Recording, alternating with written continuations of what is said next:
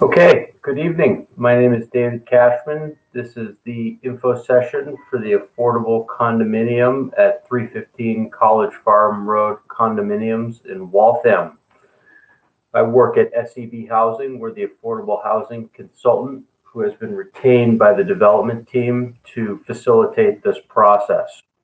And part of our responsibilities involve marketing this process and educating applicants who are interested, holding this information session, processing applications of people who are interested, and making determinations about who is and who isn't eligible for the program, ultimately running a lottery and making sure that all the rules and guidelines of the program are being followed.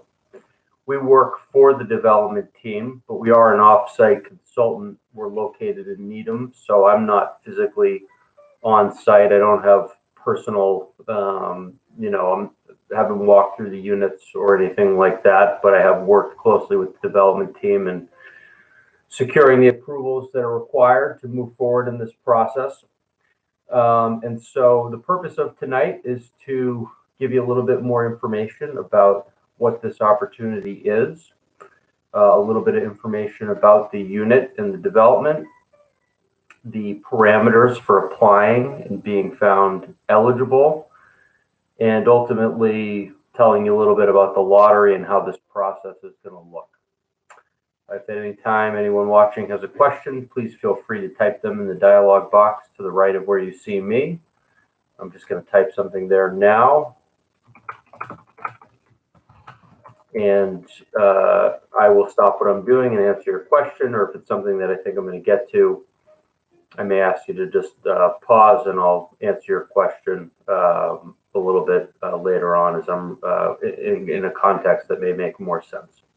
So let me just give you a little bit of background first about the units. So it's one condominium unit that's being made available through this process. It is a 2-bedroom unit with 2 bathrooms. The condo fees monthly are $125. This unit comes with 2 parking spaces, is over 1,000 square feet, and will be selling for a price of $310,500. Now, there are also market rate units in this development. I believe those units are selling for close to $600,000. Maybe one of them's around $430 or $440, but the other ones I think are selling for close to $600. So at $310, this is roughly half the price of those other condominium units. Now, if you're kind of inquiring about how it is that this unit came to be, how is it that there's an affordable unit here, we don't need to kind of go too into detail about the permitting process, but suffice it to say that as part of the permitting process for this development, it was agreed upon between the developer and the city that there would be made one affordable condominium in this development.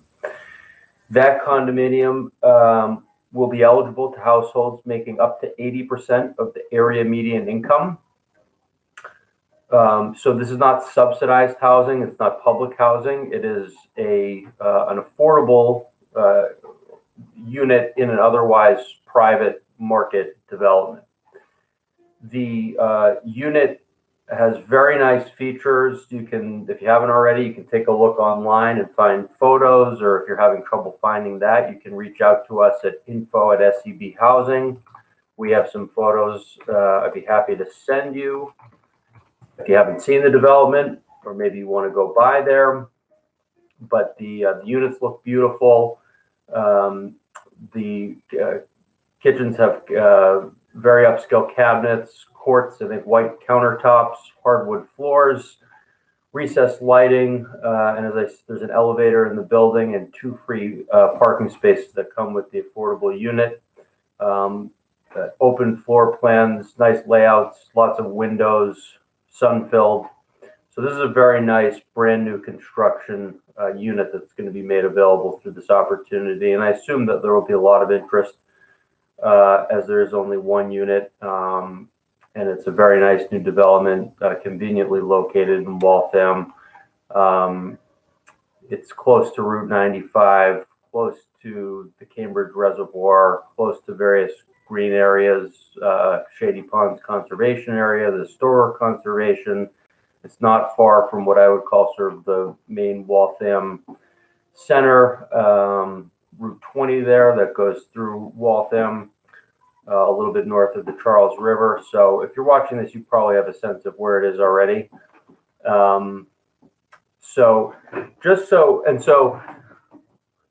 we're going to talk a little bit first about the income and other aspects of eligibility. We'll talk about income and assets and some of the other main components of being eligible.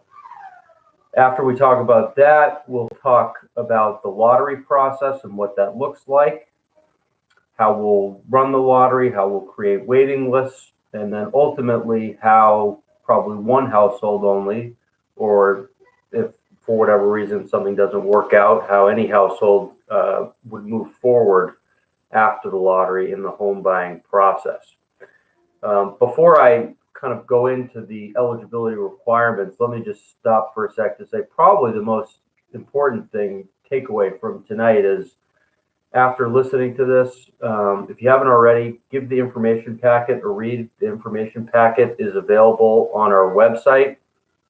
That is, I'll just type it here, www.sebhousing.com. When you go to our website, we'll have two different links, one for rental opportunities, one for home ownership opportunities. Obviously, go to the link for home ownership opportunities. You'll find the thumbnail for Waltham College Farm Road condominiums. You can click on that and access information about this opportunity, including the application and the information packet, which are downloadable. So if you haven't gotten your hands on an application or an information packet yet, you can find them there, and conveniently you can download it, print it, fill it out, send it to us. But again, information packet is a great place to start. If you haven't read it already, we try hard to include as much detail in there as we can. There's a lot of good information in there. So certainly attending this is a great start. And then I would also recommend take a look at the information packet. If you're interested and you think you may be eligible, apply, get your application in ahead of the deadline.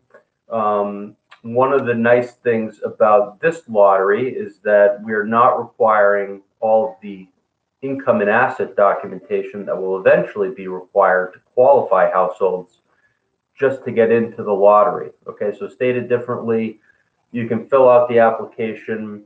It's 14 pages. You do have to, although 2 of those are translation pages, it's really closer to 10 or 11. Shouldn't take you too much time to fill out. Probably the longest thing is listing what your income and assets are. And then based on what you put in there, we'll tell you whether you are eligible based on what for the lottery, based on what you've indicated in there. You do have to also submit a mortgage pre-approval. And so actually, of all the things, that probably will take the longest. And so you want to go to a lender pretty early on and get those wheels in motion so you can get that pre-approval to submit with your lottery application by the deadline, which is April 19th. So if you're interested, begin the process early, speak to a lender. I'm going to talk a little bit more about that later because there are requirements about the type of loans that are and aren't acceptable in this program. And so you're going to want to make sure you go to a lender that has some familiarity with affordable housing lending and some of the requirements there. But I'll come back to that in a bit. So let's just, again, we're going to go to eligibility requirements. That's the first thing I'm going to talk about. We'll spend probably 15 or 20 minutes or so on that.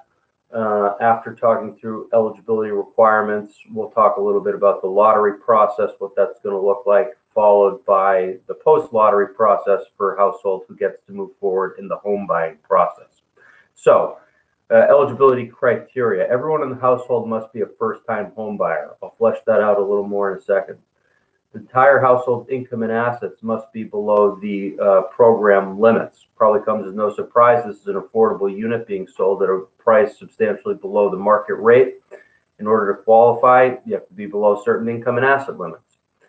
Households must be pre-approved for a mortgage. We just talked about that. And finally, households cannot be have a financial interest in the development. I don't think that's something that comes up with any regularity at all. So probably unlikely, but if you do have some financial interest in this development, and I don't know what that would look like, but if you do, that would be a disqualifying factor based on the perception of impropriety or, unfair treatment. So you'd have to disclose that. Again, I think that almost never comes up. If you're a related party, though, so if you know the developers on this, it's your brother, it's your, uncle, whatever, that also is a disqualifying factor. That does come up from time to time. So there's a question in the application on that, and you would just have to disclose if you know you're related to the developer. Unfortunately, this will not be the opportunity for you, but there are other affordable housing opportunities, as you'll see on our website. So let's talk about, first of all, income and assets. So let's start with income. To be eligible for this opportunity, the combined annual income for all income sources of the household must be at or below 80% of the area median income. Now, income is your gross income before any taxes or withholdings or anything like that. It includes all members of the household who will be moving forward, living in this opportunity with you. That's people who would be on the deed or living in the unit full time, whether they're on the deed or not. The exceptions are, we don't count the income of minors. So if you have a 16-year-old who makes money working, we don't count that. And we don't count income from full-time students who are dependents in excess of $480. So if you have a minor dependent who's a full-time student, they're over 18 or 20 years old, they are doing a great job, they're in school, and they also have a side job and they make $10,000 a year, that's great, they're doing great things. We'll only count $480 of that. And the rest of it, we don't count. Okay, but those exceptions aside, we are counting all sources of income for all members of the household. It's the gross income, and it's by household size, members in the applying household. Okay, so that means that depending on your household size, there's going to be a different income limit that applies to you. If you're applying as a household size of 1, the income limit is $67,400. Household size of 2, it's $77,000. For a household size of 3, it's $86,650. And for a household size of 4, it's $96,250. You don't have to memorize that. It is littered throughout the information packet in the application. It's on our website if you forget, so you can just recheck it. However, income limits are set by HUD. They come out every year. They come out typically in the very beginning of April. So as soon as 8 or 9 or 10 days from now, those income limits could change. As soon as they do, we will update the materials with the new income limits. Usually income limits go up by a little bit each year, but not all the time, especially in the year of a pandemic. I don't know. They might go down this year. I'm not sure. If they do go down, we'd likely be able to continue to use what's in place right now. If they go up, we'll use the higher income limit. So if you are looking at this and you're a household size of 1 and it's the income limit $67,400 and you make $69,000, it's possible that in 10 days from now, maybe the household size of 1 income limit will go up a little bit and you'll squeak in under the bar. So if you fall into that category, you should definitely check back to see how those have changed. Again, and that'll be on our website. So we'll update the website, we'll update the information packet and the application that are included in links on our website. There's no minimum income in this program. People often ask that, there's no minimum income, but you do have to have sufficient earnings or assets combination that a bank is willing to give you a loan, and you have to submit a pre-approval. So that's kind of how that aspect gets addressed. Obviously, the developer at some point down the road, when a lucky lottery household moves forward, wants to make sure that the household moving forward in the process is going to be able to get a mortgage commitment when the time comes. You do have to submit the pre-approval with your application. Now, let's just talk briefly about income. I've mentioned what the income limits and how they go by household size, right? And they're different. A household size of 1 has a different income limit than a household size of 4 by almost $30,000. Income is defined broadly in this program. Okay, SEB, by the way, we don't make up, how this gets set. These are program rules, and we just implement them as they are given to us. Income in this program is defined broadly, so it includes the thing that we probably all most commonly think of as income, is what do you make at your job, and that certainly does count as income. But in this day and age, people, oftentimes have other sources of income, and we have to count those too. So if you're self-employed, in addition to the job that you have, you work, have your own little business, or you drive for Uber or Lyft, or, pick up groceries at the supermarket and get paid that way for other people, or the other myriad things that people do, that's great. That all counts as income. Okay. If you receive child support or alimony, that counts as income. If you have Social Security income, that's income, or Social Security disability income payments. If you are drawing down from receiving a pension or retirement distributions, that also counts as income. If you get unemployment or workman's compensation or severance pay, that's income.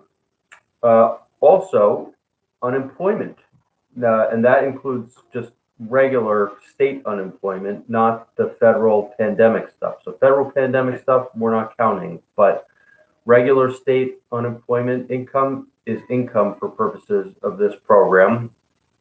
And you need to provide documentation about which can be found, which will provide to you, which, details what's required, the amount of the unemployment and frequency and so forth.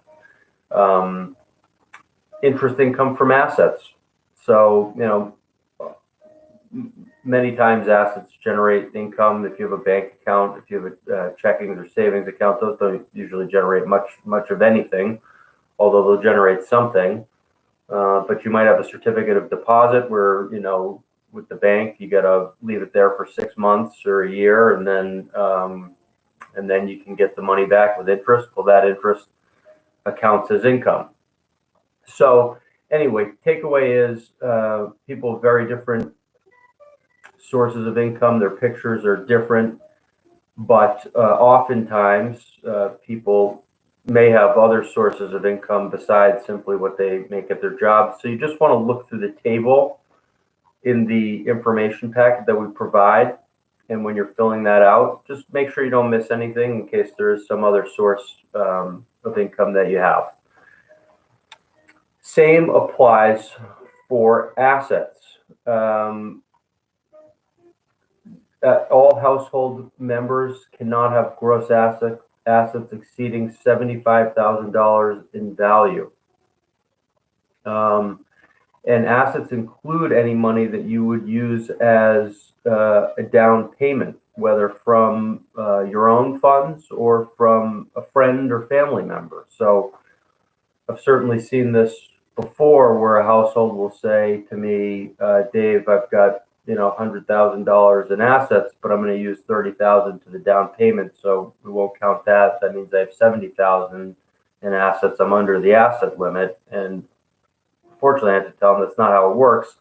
Whatever monies you would use, either from your own sources, or even if it's a gift, if a loved one, family member says, "Hey, I'm going to give you, $15,000 towards down payment. That's great to have people like that who can help you, but that does count as an asset towards the asset limit.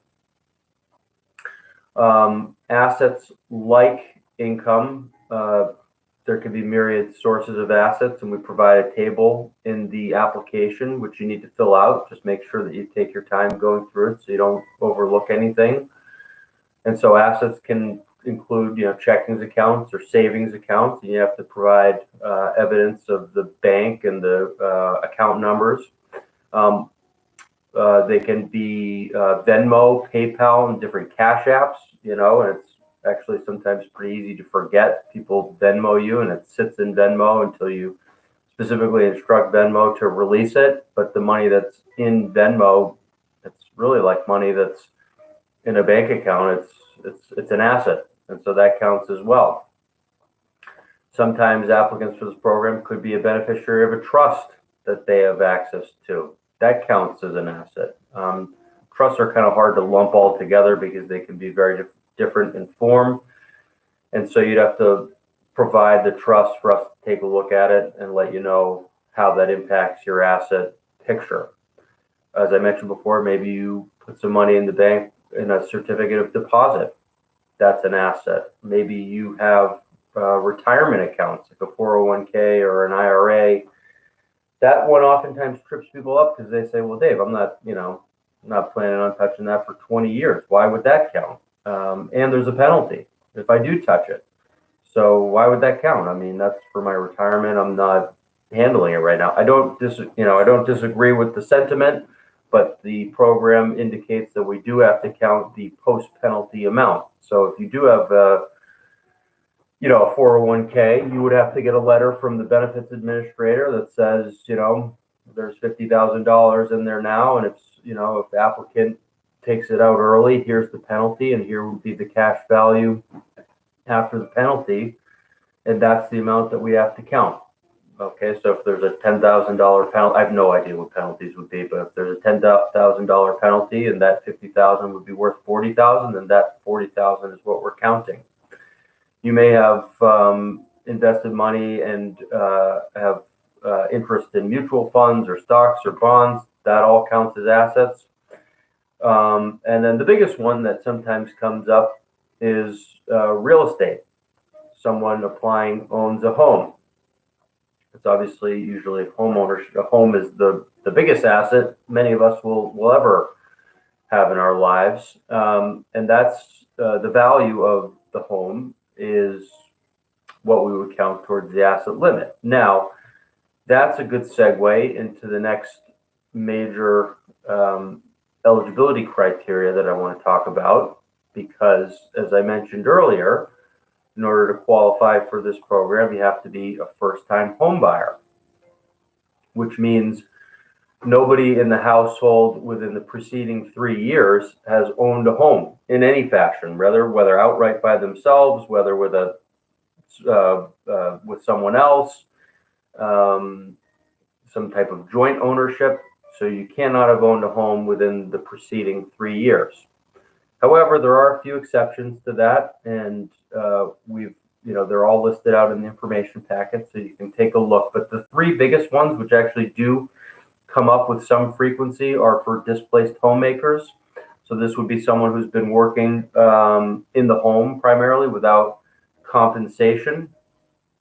They own the home with a partner, and then that person would be able to have an exception to this rule that you can't have owned a home in the past 3 years. Now, they would still need to be off the deed, no longer have home ownership in order to buy a unit here, and that applies for every household. You cannot, you can't own a home.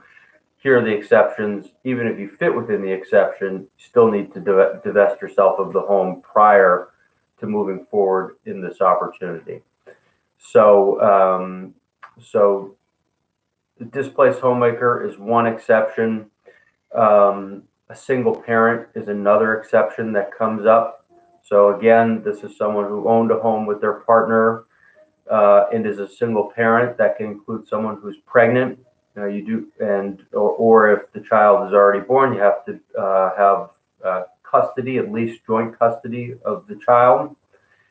And the household would have to, by the time of the lottery moving forward, they can no longer own the home. So, as with the displaced homemaker, the single parent's okay if you own it at this moment, you can still apply.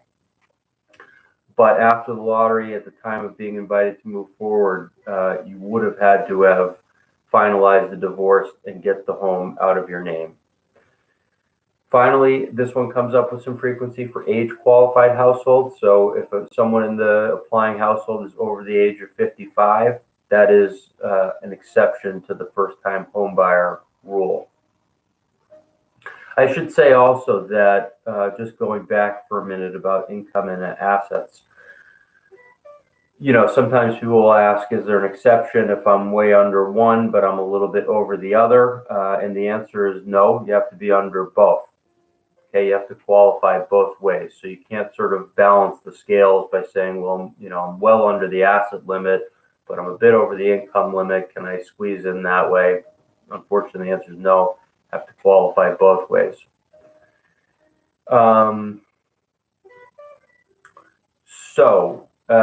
It's another question that comes up sometimes is people who are maybe, not divorced, but in the process or contemplating it. If you've only contemplated divorce, but the spouse, but you are still married, we have to count the spouse on the applications. We need to see all of their documentation eventually. If the divorce has begun, then you can apply without including the spouse on the application. But the divorce would need to be finalized by the time that the lotteries run, so that we can see what the division of assets are and what the income is in terms of, support or alimony or child support. So you can apply even if a divorce is ongoing, but it would need to be finalized by the time of the lottery, so we can see, those things I mentioned regarding assets and income. Let's talk now about the third major criteria of eligibility, which is being pre-approved for a mortgage. I would strongly recommend, there are rules about the mortgage standards that are allowable in this program. We've indicated exactly what those are in the information packet on page 10. So you can make a photocopy of that page. You can, get an extra copy. You can rip it right out if you want. I would recommend that when you go to get a pre-approval, you bring that page with you and you show it to whomever the lender is that you're working with and say, here's what I'm eventually going to need. Can you provide a product that meets these? Obviously, you want to go to a lender that has some familiarity with this program and maybe has even written an affordable loan before, because you don't want to have, someone tell you, yeah, we can give you a pre-approval, but that, when you eventually go to move forward and now you need a mortgage commitment, maybe they actually can't deliver because they didn't have that much familiarity with the program. And there is something that is hanging them up. So we include a website. It's the Mass Housing Partnership website. There's a link right on that page where we list the mortgage pre-approval standards. And if you click on that link, you can search for lenders who are familiar with affordable housing in Massachusetts and who have products that meet the mortgage standard requirements. That's a great place to start. You can search lenders by geographic area, so you can find someone that's close to you. And again, you're free to choose any lender of your choosing. Neither we, SEB Housing, nor the sales team can dictate to you any specific lender that you have to use. But I do think it is definitely in your best interest to use a lender who has familiarity with affordable housing in Massachusetts, and maybe even has provided loans to other affordable buyers, so that they can give you a pre-approval with a real confidence that when it comes time to get a commitment, they will be able to deliver. One thing I want to say too is, and one of the things, these are kind of related, is, this condominium unit will have a deed rider, okay, and that's kind of down the line. That's something that gets executed and recording at the closing. So I'm sort of jumping ahead here, but that deed rider has restrictions in it, including about using it as a principal residence, and including about the maximum sale price that it can be resold for. And it's because of that deed rider that certain lending institutions wouldn't be able to provide wouldn't end up being able to provide you a commitment.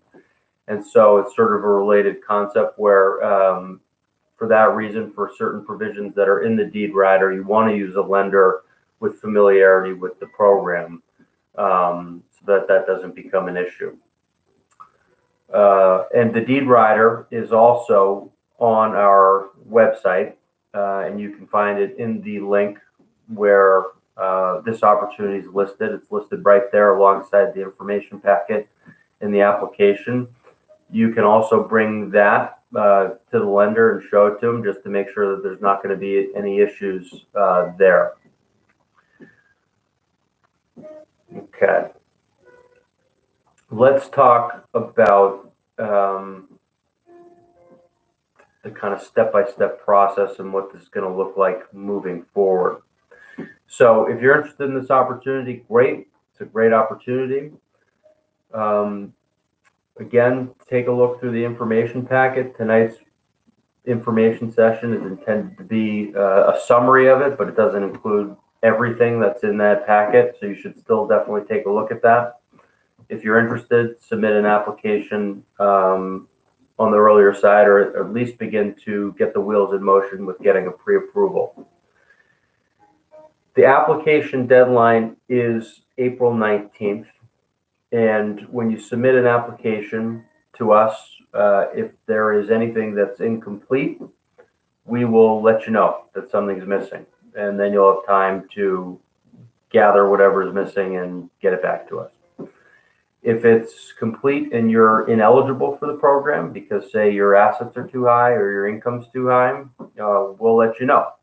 Although you're going to be listing what your income and assets are, and you can see right in the information packet what those are. So ostensibly, you'd be putting something in that's under those limits. But if you are ineligible for whatever reason, we'll let you know. And if you think that there's been a mistake there, you can let us know. If you submit a completed application, you're eligible, we will send you a lottery application number and letter. I strongly encourage you to take some time to look through that letter, because it has some important information in it about, who you're applying with, and your lottery application number, when the lottery is. So you're just going to want to take a look at that to make sure that everything in there is accurate. Now, the lottery application number is an anonymous identifier that we use in the lottery. And the purpose of it is just to keep your information anonymous, just like I said. Those numbers will be in the form of A dot blank, blank, blank. So if you're the very first household to submit a completed lottery application, you'll be A.001. And if you're the second household to submit a completed application, you'll be A.002, and so on and so forth. Again, those numbers don't mean anything in terms of kind of where you are in the mix or when you're going to get to move forward or anything like that. They are just ways of keeping your name out of it. When we run the lottery, we will do it, and the lottery, like I said, is April 29th. It'll be at 6 p.m. It'll be in the same format we're doing here. Everything is virtual. When we do the lottery, I'll draw all the application numbers out of a box, and we still kind of use this old, pretty unimpressive looking thing, but it still gets the job done. But here's our lottery box. Thinking about updating it. It's getting a little bit beat up, but we take all the lottery application numbers, put them in the box, shuffle it up, and then draw them out, one by one. And as I draw them out, I'll hold the lottery cards with the application numbers up to the screen so that every household watching can see. And so I'll do that, right? And if you're watching, you can see exactly where your number is picked. There's just going to be one drawing. There's no local preference in this lottery. Perhaps if you've applied to affordable housing before, you've heard of that concept. Sometimes in lotteries that we run, there's a preference, a priority given to households who live or who work or who have kids attending the schools in the location where the units are being made available. In this lottery, there is no local preference, so it doesn't matter if you live or work or have kids attending the Waltham schools. That doesn't get you any preference as compared to someone who doesn't meet those criteria. And for that reason too, if you're someone who, say, lives in another town and you're thinking, oh, can I apply for this? What will my chances be? Well, the answer is same as anyone who lives in Waltham. So go ahead and apply. So I'll do the drawing. I'll hold the numbers up. You can see where you're drawn. Now, one thing is, if you're thinking, great, I can see, I'll know exactly what the results are in real time. The answer is maybe, but not necessarily. In this program, we're required to give preference to larger household types. That means household types who the program says are appropriately sized for the unit and who should be given priority for the unit. So let me just explain that a little further. When you fill out your lottery application, you'll list, your name and your contact information and everyone who's going to be applying with you, your household. And then on the very next page, it'll say, what's your household type? Are you a household type 2 or a household type 1? And then there'll be little check boxes with different family compositions listed under each of those household types. And you'll just check off whichever composition applies to you. So if you're a 4-person household, you'll check off that box. You'd be a type 2 household. A type 2 household is a household that the program says requires 2 bedrooms. And a type 1 household is a household that the program says really only requires 1 bedroom. They might like 2 bedrooms, but the program says they don't need 2 bedrooms. So that would include a single person, right? If I was applying by myself, I might like 2 bedrooms. I don't need 2 bedrooms by program rules, unless I have some disability or something and need a second bedroom to store medical equipment or have a, live-in aid or something like that. Same applies for a couple, right? So if there's a couple that's applying, they might like 2 bedrooms. They don't need 2 bedrooms. So they're a type 1 household. That's important when we do the lottery because all type 2 households will be above all type 1 households, regardless where those households are drawn in the lottery. So let's just pretend for a second here that the very first numbers picked in the lottery are A.001, A.002, and A.003. They're all type 1 households. But then the 3 households drawn after them are all type 2 households. Well, those 3 type 2 households are going to be the first 3 households on the waiting list. And the 3 type 1 households who were drawn first are going to be the last 3 on the waiting list. And that's because of the way that the program makes us create the waiting list and give priority. So in this way, these lotteries are a little bit different than what we typically think of when we think of lotteries, which is just you pick a number and that person's the winner or whatever, and everyone else goes home. It's not quite that simple. And so what that means in real time is when I'm doing the lottery drawing, if you are a type 2 household and you're the very first number picked in the lottery, well then great, you know that you're going to be number 1 on the waiting list. But aside from that, you may not know exactly where you're going to be on the waiting list because you don't know the different household types of the other households who are in the lottery. They're all mixed together. The upshot is that the very night of the lottery, within a few hours, I will email you the waiting list. Those will be ordered top to bottom, and then you'll see, okay, this is exactly where I am. I'm in spot number 3, or I'm in spot number 5, or whatever it is. So you won't have to wait long to know exactly where you stand. I guess implicit in all of this too is the idea that unlike most lotteries that people think of, where you have a winner and everyone else is a loser, or whatever nomenclature you want to use, in this lottery, there's no winners and losers. It's just everyone gets a waiting list position, and those waiting list positions establish an order of priority for moving forward in the next step of the process, which is to engage with the sales team and go through those steps, which we'll talk about. But that's important because sometimes things don't work out for a household. Maybe they actually change their mind, or they get cold feet, or they just decide this isn't the opportunity for them, or maybe something happens and unfortunately they can't get a mortgage commitment, so things fall through, right? It happens, in home sales, with some regularity, that parties start to move forward and for one reason or another things don't work out. So the importance of that, though, is that with these waiting lists and the fact that everyone in the lottery is on the waiting list means, well, if buyer number one doesn't end up closing on the unit for whatever reason, well, then we're moving on to buyer number two. And so even if you're not the first household on the waiting list, it doesn't absolutely mean that you're not ever going to get a chance to buy this unit. It's possible that things won't work out with buyer number one. And households, just keep those waiting list positions until a buyer is found who closes on the unit, and then they get closed. Now, I should have mentioned this before. Sorry. So when you submit a lottery application, we determine that you're eligible. I had mentioned that you will be sent a lottery application number and a letter with some information in it. And I encourage you to take a look at that to make sure it's right, make sure that the household members you intended to apply with are the ones that we listed in the letter. And if you think you're a household type 2 and it accidentally says household type 1, you want to look at that and let us know. But also, when we send you the letter, we'll send you something called a documents requirements guide.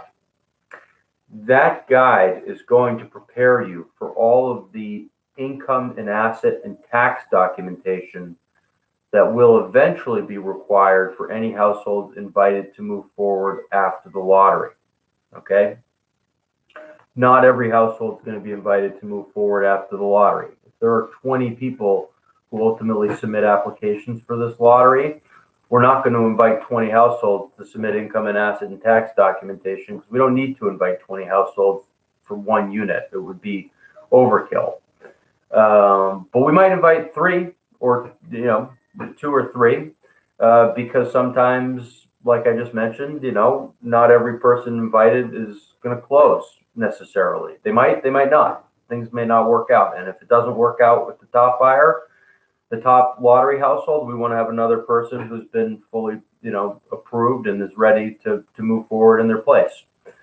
So that documents requirements guide prepares you, if you're one of the households invited to move forward, for the documents that will be required.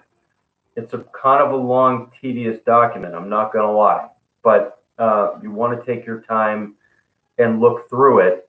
And if you're a preparer, begin to assemble those documents in a file so that if and when you're invited to move forward after the lottery, you have those things ready. There's a lot that's required. There's a lot, okay? It's like your last 5 pay stubs and 3 years of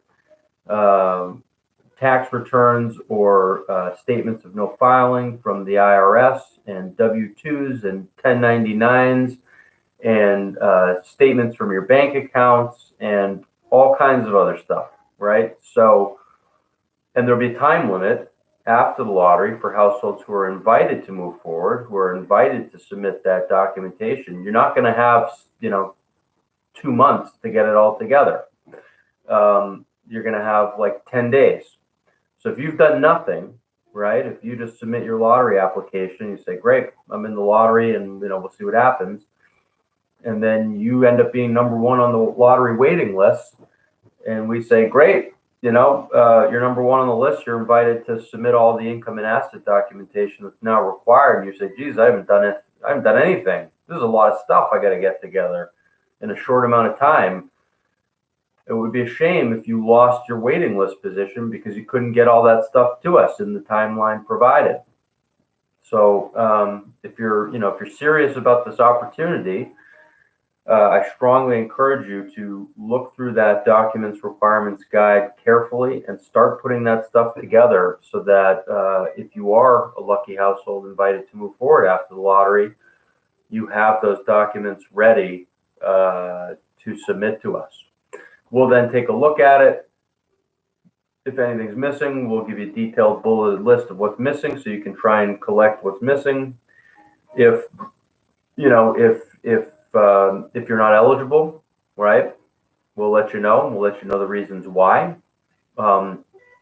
Obviously, putting you in the lottery, we're just taking at face value what you've listed on your application, but we haven't actually looked at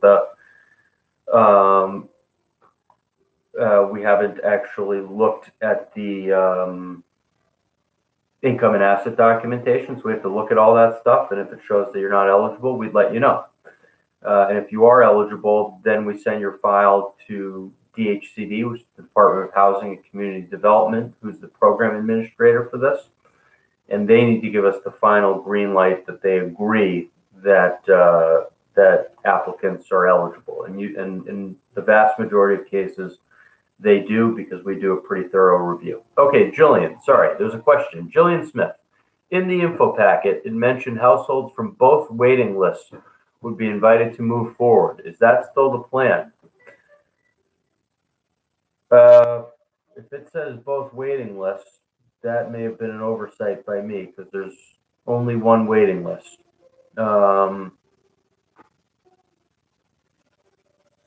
looking at the waiting list section right now to see if I can see where that's said. I'm not seeing it. But if it says that, I think that may have just been a mistake, because there's only one waiting list. One unit, one waiting list. So we will invite from the one waiting list. I was just mentioning a moment ago that after the lottery, we'll invite some households to move forward to submit all the income and asset documentation. If we deem a household eligible, we'll send them to DHCD for review. They almost always agree with us. Occasionally, they might ask for additional documentation. They might say, hey, SEB, you forgot to ask for this, one thing that you should have asked for. If we tell you need to get that, then you're going to need to respond, and you need to do it in a timely fashion. We'll let you know what's missing and can work through it with you. If you are deemed eligible, right? So we've had the lottery. We've invited you to submit income and asset documentation. You have. SEB says you're eligible. DHCD says you're eligible. The next step is to engage in the home buying process with the sales team.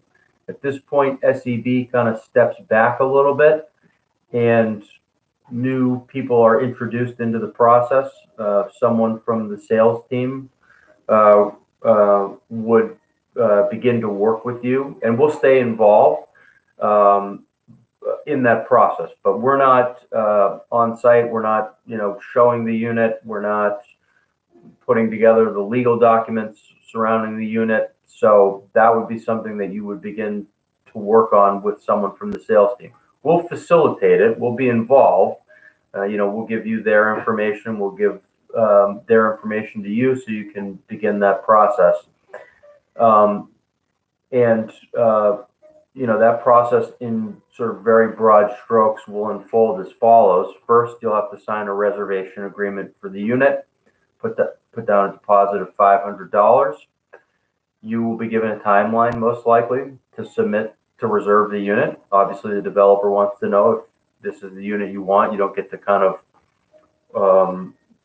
keep it out there for months at a time if you deciding whether you want to move forward. So, they're probably going to give you a timeline and say, great, you're, the number one household in the lottery. We'd like you to come in and look at the unit. And if this is what you want, then we'd like you to sign a reservation within a week and put down a deposit. After you've done that, they will give you a date by which to sign a purchase and sale agreement. With the purchase and sale agreement, you'd be putting down 1.5% of the sales price minus the 500 you've already put down. Strongly encourage you at that point, if not prior, to get assistance of an attorney. Obviously, a home purchase is a big purchase, the biggest purchase for most people, and you want to have an attorney involved to represent you and make sure that you're understanding exactly what these legal agreements say and what your kind of rights and duties are. So you're not required to, but we definitely encourage households to have legal representation to assist them through this process. After you sign when you sign the purchase and sale agreement, you will set a date for closing, and ultimately, and prior to then, a date by which you need to get your mortgage commitment. We stay involved, and part of the reason for that is because when you do get your mortgage commitment, you need to update your file with us. The reason for that is because households have to maintain program eligibility all the way up through closing. And so if you were eligible at the lottery, but then things changed dramatically in the next, month or two, and you took a new job and your, salary doubled and you're no longer eligible, well, then unfortunately, you're no longer eligible. But we need to do, in most cases, a second review. And it's, we already have a lot of stuff on file we'll be able to use. So you're not starting at scratch, but there may be, some updates that are needed, like update your bank account statement so we can see more recent ones, or a couple more recent pay stubs so we can see that the trajectory of your income is consistent with what it was before. So there's usually an updated certification that you have to do with us to determine, to demonstrate that you maintain eligible. And then if you are, we're kind of out of the process at that point, and the only thing left to do is for you to close on the unit. And once you close on the unit, the great thing is you're kind of done. There's no more reviews or periodic eligibility assessments or anything like that. You just own the unit and free and clear, and hopefully enjoy your new home if you're the lucky buyer. As I mentioned before, there are property restrictions. It's got to be your principal residence. There are restrictions about refinancing the unit. You can do it. You just need to get approval from DHCD. There are restrictions around capital improvements you can make and how those do or do not get factored into the sale price if you resell the unit at some future date. There are provisions around the maximum resale price, so it probably comes as no surprise. You don't get to buy an affordable unit and then turn it around a year later and sell it for the market rate price. This affordable unit is to stay affordable in perpetuity and needs to be resold at an affordable price to another qualified affordable buyer. So there's a formula that determines how much you can resell it for. I can't tell you what that would be because it depends on numbers that I don't have now and which will change every year going forward. Typically, you're not required to sell it for any less than what you bought it for, and typically the price does go up some year to year. But again, I just can't tell you exactly what that would be. But if and when the time comes and you want to resell it, you would be in touch with DHCD and they can steer you through the resale process. We also describe it a little bit in the back of the information packet on the last 2 pages, so you understand a little bit more about some of the restrictions and how the resale would work. So that's it. I think I've covered the points I want to cover. I'd reiterate that this is intended to be a broad strokes overview, but you should still take a look at the information packet if you haven't. Encourage you to apply early if you're interested. This is a terrific opportunity. I'm going to hang out for a sec. If anyone has any questions, you can type them in the dialog box. I'm happy to sit here and answer any questions that people have. I also know that oftentimes we don't know what our questions are until we really start to dig into things. So if in a week from now you're taking a hard look through the information packet and application, you say, geez, I got these questions. That's fine. You can reach out to us. Our information and contact is in the application. It's on our website. You can email us. You can call us. We're happy to answer questions that interested households may have. But with that being said, I'm going to just hang tight for a sec here to see if anyone has any questions.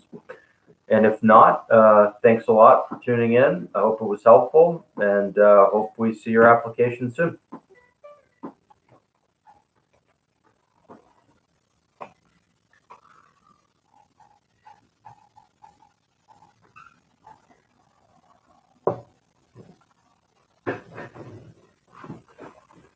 Jillian, is the building pet friendly? Is there any additional storage outside of the unit, like a basement?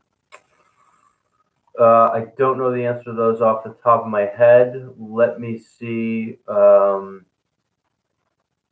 me see if I have anything on that. Pets are allowed 2 max, not to exceed 50 or 60 pounds. I don't have anything, Jillian, about additional storage. So let me just make sure. Yeah, unfortunately, Jillian, I don't have that information. If you want to, hold on one second. If you want to email me at my email address, it's david@SCB Housing. I'm happy to shoot the developer an email on that and see what they can tell me. I don't know off the top of my head about storage. Louis Arcovio, is a household of 1 eligible? A household of 1 can certainly apply. They're not going to get priority, most likely, unless they have a disability and need a 2nd bedroom as an accommodation. I don't know if you missed that part of the, you said that you missed the first part of the presentation, so perhaps you missed that, Louis, but I would encourage you, Louis, on page 3 of the application, we spell out what the different household types are. You can be a household type 1 or a household type 2.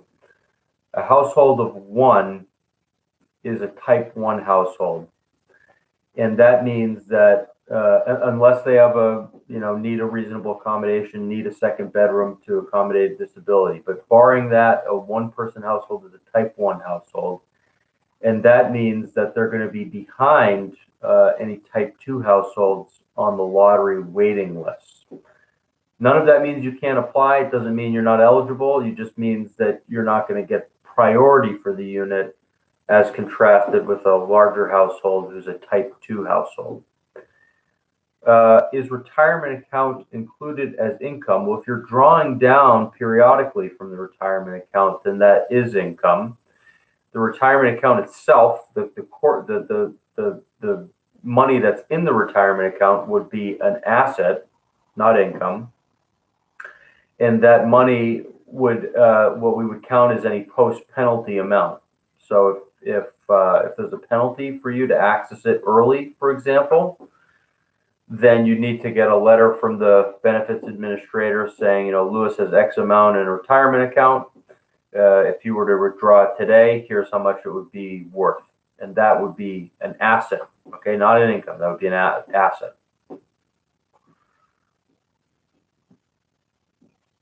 Any other questions?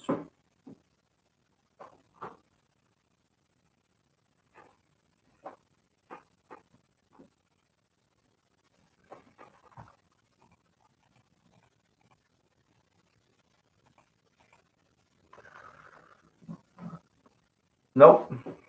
Everyone good? All right. Well, if you do have a question, again, I listed my email right there. You can reach out to me directly. You can also reach out to info@scbhousing.com. Just type that in. You can give us a call. I'll be happy to assist you. So thanks everyone for tuning in. I hope everyone has a great night, and hope to see your applications sometime soon. Take care.